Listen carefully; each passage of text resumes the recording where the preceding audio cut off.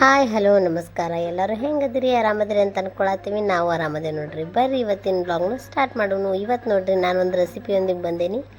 ಏನಪ್ಪ ಅಂತ ಹೇಳಿದ್ರೆ ನಮ್ಮ ಉತ್ತರ ಕರ್ನಾಟಕದ ಸ್ಪೆಷಲ್ ಬದ್ನಿಕಾಯಿ ಎಣ್ಗಾಯಿ ಹೆಂಗೆ ಮಾಡೋದು ಅಂತೇಳಿ ತೋರ್ಸಾತೇನೆ ರೀ.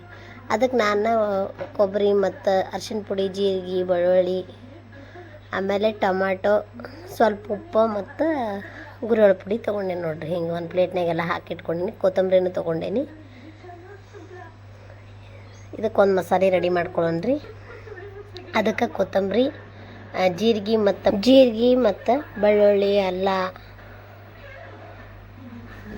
ಕೊಬ್ಬರಿ ಇವನ್ನೆಲ್ಲ ಮಿಕ್ಸರ್ ಮಾಡ್ಕೊತಾನೆ. ನಾನು ಅದಕ್ಕೊಂದು ಸ್ವಲ್ಪ ಖಾರದ ಪುಡಿನೂ ಹಾಕ್ಕೊಳತ್ತೀನಿ. ಇದನ್ನೆಲ್ಲ ಹಾಕ್ಕೊಂಡು ನಾವು ಮಸಾಲೆ ಒಳಗೆ ಇದು ಬದ್ನಿಕಾಯಿ ಒಳಗೆ ತುಂಬ್ಕೊಳಕ್ಕೆ ಮಸಾಲೆ ರೆಡಿ ಮಾಡ್ಕೊಳ್ಳೋಣ್ರಿ. ನೋಡಿರಿ, ನಮ್ಮ ಬದ್ನಿಕಾಯಿ ಹಿಂಗೆ ಇಷ್ಟು ಸಣ್ಣ ಸಣ್ಣ ಬದ್ನಿಕಾಯಿ ತೊಗೊಂಡೆ. ನಾನು ಸಣ್ಣ ಬದ್ನಿಕಾಯಿ ಇದ್ರೆ ಚಲೋ ಆಕೈತಿ ಅಂತ ಹೇಳಿರಿ, ಹಾಗಾಗಿ ನಾನು ಸಣ್ಣ ಬದ್ನಿಕಾಯಿ ತೊಗೊಂಡೆ ನೋಡಿರಿ. ಒಂದು 6 ಬದ್ನಿಕಾಯಿ ಇದಾವ್ರಿ. ಇವು ಎಳೆವ ಬದ್ನಿಕಾಯಿ ಅದಾವಲ್ರಿ, ಹಾಗಾಗಿ ಪಲ್ಯ ಮಾಡ್ಬೇಕಂತ ಅನ್ನಿಸ್ತಾ ಭಾಳ ಟೇಸ್ಟ್ ಆಕೈತ್ರಿ. ಹಿಂಗೆ ಮಾಡಿದ್ರೆ ಯಾರು ಬದ್ನಿಕಾಯಿ ತಿನ್ಲಾರ್ದವ್ರು ಇದನ್ನು ತಿಂತಾರ್ರಿ, ಹಾಗಾಗಿರ್ತೈತಿ. ಈ ಥರ ಹಿಂಗೆ 4 ಭಾಗ ಮಾಡಿ ಕಟ್ ಮಾಡ್ಕೋಬೇಕು ನೋಡಿರಿ. ಬದ್ನಿಕಾಯಿನ 4 ಭಾಗ ಮಾಡಿಕೊಂಡು ಅದ್ರೊಳಗೆ ಮಸಾಲೆ ತುಂಬ್ಕೋಬೇಕ್ರಿ. ಒಳಗೆ ಏನಾರು ಹುಳಕೈತಿ ಅಂತೇಳಿ ಹಿಂಗೆ ಹೆಚ್ಕೊಂಡಾಗ ನೋಡ್ಕೋಬೇಕ್ರಿ. ನಾನು ಹಂಗೆ ನೋಡ್ಕೊಳಕತ್ತಿದ್ದೆ.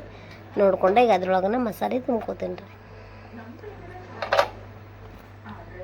ಮಸಾಲೆ ತುಂಬ್ಕೊಂಡೆ ನೋಡ್ರಿ. ಈ ಥರ ರೆಡಿ ಆಯ್ತು ನಮ್ಮ ಬದ್ನಿಕಾಯಿ. ಹಿಂಗೆ ಎಲ್ಲ ಬದ್ನಿಕಾಯಿನೂ ನಾನು ಮಸಾಲೆ ತುಂಬ್ಕೊಂಡು ಇಟ್ಕೊತೀನಿ ರೀ.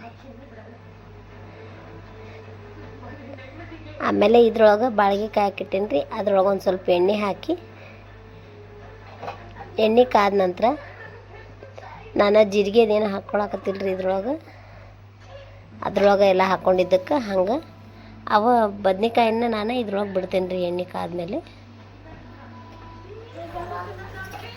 ಇದು ನೋಡ್ರಿ, ಈ ಥರ ಎಣ್ಣೆ ಒಳಗೆ ಬಿಟ್ಟ ತಕ್ಷಣ ಹಿಂಗೆ ಫ್ರೈ ಆಗಕ್ಕೆ ಸ್ಟಾರ್ಟ್ ಆಕೈತಿ. ಇವನ್ನ ಹಿಂಗೆ ಸ್ವಲ್ಪ ತಿರುಗಿ ಹಾಕ್ಕೋಬೇಕ್ರಿ ನಾವು. ಮತ್ತೆ ಆ ಕಡೆ ಬೆಂದಿರ್ತೈತಲ್ಲ ಆ ಕಡೆ ಬಾಜುಗೆ ಹೊಳಿಸಿ ಹಾಕ್ಕೊಂಡೇನಿ. ಈ ಥರ ಮಾಡಿ ಎಣ್ಣೆ ಒಳಗನ ಪೂರಾ ಫ್ರೈ ಮಾಡ್ಕೋಬೇಕ್ರಿ. ಇವೆಲ್ಲ ಸ್ವಲ್ಪ ಬೆಂದಿಂದ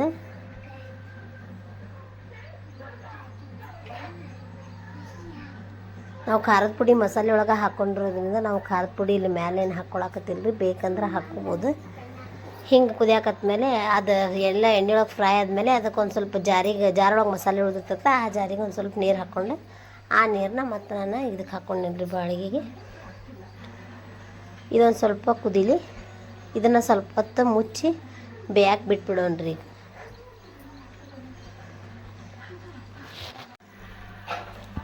ಇದೆಲ್ಲ ಪೂರ ಹಣ್ಣಾಗಿ ಕುದಿಸ್ಕೋಬೇಕಾದವ್ರಿಗೆ ಹಣ್ಣಾಗಿ ಕುದಿಸ್ಕೊತಾರೆ ನೋಡಿರಿ. ಹಿಂಗೆ ನಮ್ಮ ಬದ್ನಿಕಾಯಿ ಪಲ್ಯ ರೆಡಿ ಆಗೈತ್ರಿ. ಅಂದ್ರೆ ಅದೇನು ನೀರಿನ ಅಂಶ ಇತ್ತಲ್ಲ ಅದೆಲ್ಲ ಸುಟ್ಟು ಹೋಗಿ ಮಸಾಲೆ ಹಿಂಗೆ ಗಟ್ಟಿಗೆ ರೆಡಿ ಆಗೈತ್ರಿ. ನಮ್ಮ ಇವತ್ತಿನ ರೆಸಿಪಿ ನಿಮಗೆ ಇಷ್ಟ ಆಗಿದ್ರೆ ಲೈಕ್ ಮಾಡಿರಿ, ಶೇರ್ ಮಾಡಿರಿ, ಸಬ್ಸ್ಕ್ರೈಬ್ ಮಾಡಿರಿ. ಮತ್ತು ಯಾವ ರೆಸಿಪಿ ಬೇಕಂತ ಹೇಳಿ ಕಮೆಂಟ್ ಮಾಡಿರಿ. ನಾನು ನೆಕ್ಸ್ಟ್ ಟೈಮ್ ಆ ರೆಸಿಪಿ ಮಾಡಿ ಹಾಕಕ್ಕೆ ಟ್ರೈ ಮಾಡ್ತೀನಿ. ನಮ್ಮ ಈ ರೆಸಿಪಿ ನಿಮ್ಗೆ ಇಷ್ಟ ಆಗಿದ್ರೆ ಲೈಕ್ ಮಾಡಿರಿ. ಇವತ್ತು ನೋಡ್ರಿ, ನಾವು ರೊಟ್ಟಿ ಜೊತೆಗೆ ಬದ್ನಿಕಾಯಿ ಎಣ್ಗಾಯಿ ಮತ್ತು ಟೊಮೆಟೊ ಕಾಯಿ ಚಟ್ನಿ ಮಾಡಿದ್ವಿ.